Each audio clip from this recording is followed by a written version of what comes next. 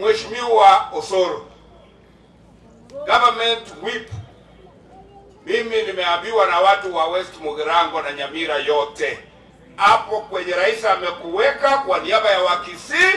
usibanduke, kaa hapo na angalia mbele, tuokoe jamii ya Wakisii.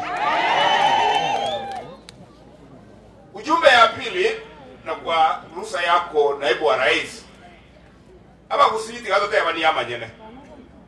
abantu mbale batagete gotobanga kogenda muna bali bachiete gokwera shakaola ngaki muratwezi ngwakana toe bango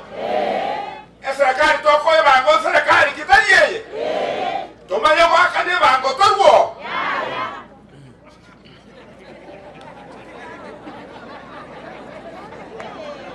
yani jira bango tebanga Abakisii timanyeti koga nkori gitore bya mambya mambingo kie lakini bora kakitorwe bango ya ito yose pika tomaye gotigara abantu balie tuntoro se kupara bila bia biashara mutaka Abakisii kwa Kenya. Ndio sababu kwa heshima wa naibu waziri, naibu wa rais, nataka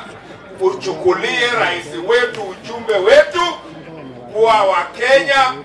Wakisii ni wa Kenya, tutaendelea kumsupport, tutalipa kodi yetu na uzalendo yetu, na yeye atusaidie kufanya maendeleo.